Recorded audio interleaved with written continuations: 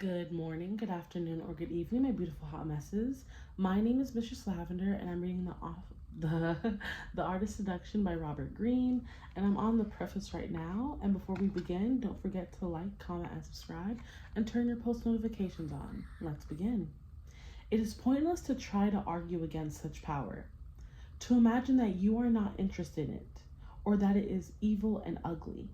The harder you try to resist the lure of seduction as an idea, as a form of power, the more you will find yourself fascinated. The reason is simple. Most of us have known the power of having someone fall in love with us. Our actions, gestures, the way we say all these positive effects on this person. We may not completely understand that we have done right, but this feeling of power is intoxicating.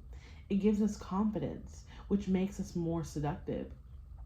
We may also experience this in a social or work setting.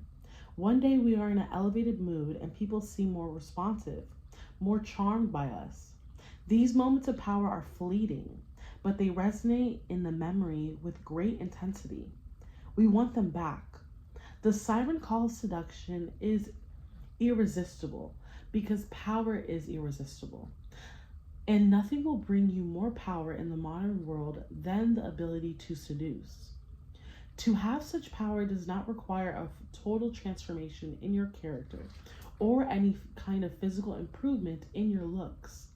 Seduction is a game of psychology, not beauty, and it is within the grasp of any person to become a master at the game. All that is required, all that is required is that you look at the world differently through the eyes of a seducer. Seducers are never self-absorbed.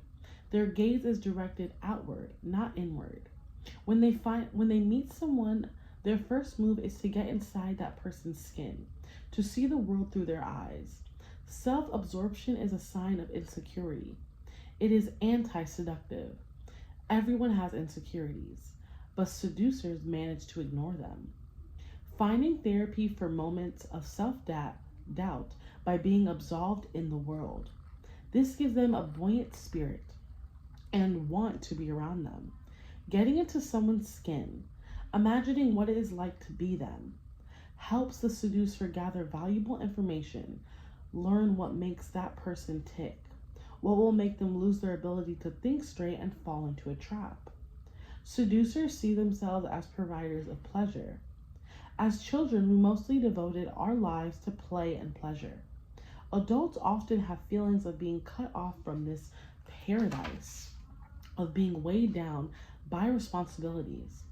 The seducer knows that people are waiting for pleasure. They never get enough of it from friends and lovers, and they cannot get it by themselves. A person who enters their lives offering adventure to romance cannot be resisted. A seducer sees all of life as theater, everyone an actor.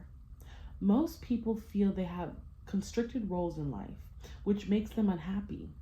Seducers, on the other hand, can be anyone and can assume many roles. They take pleasure in performing. This freedom of theirs, this fluidity in body and spirit, is what makes them attractive. The art of seduction is designed to arm you with weapons of persuasion and charm, so that others around you will slowly lose their ability to resist without knowing how and why it has happened. Every seduction has two elements that you must analyze and understand. First, yourself and what is seductive about you. And second, your target and the actions that will penetrate their defenses and create surrender. The two sides are equally important. If you strategize without paying attention to the parts of your character that draw people to you, you'll be seen as a mechanical seducer, slimy and manipulative. If you rely on your seductive personality without paying attention to the other person, you will make terrible mistakes and limit your potential. Consequently, the art of seduction is divided into two parts. The first half, the seductive character, describes the 9 types of seducer. Studying these types will make you aware of what is inherently seductive in your character, the basic building block of any seduction. The second half, the seductive process, includes the 24 maneuvers and strategies that will instruct you on how to create a spell, break down people's resistance, give movement and force to your seduction, and induce surrender in your target. Once you enter these pages, let yourself be lured by the ideas, your mind open and your thoughts fluid. Slowly, you will find yourself absorbing the poison through the skin, and you will begin to see everything as seduction, including the way you think and how you look at the world. Ooh, okay, so again, I'm gonna stop here. We are now in part 1, the seductive character, okay? So that'll be page 3. But again, my name is Mistress Lavender, and I'm reading The Art of Seduction by Robert Greene. And I'll see you next episode. And before we end, don't forget to like, comment, and subscribe, and turn your post notifications on. And let me know what book you would like to read next, and let me know if you're reading this book as well with me. Bye. See you next episode. Okay, I don't know how to end this. I'm just gonna end it now.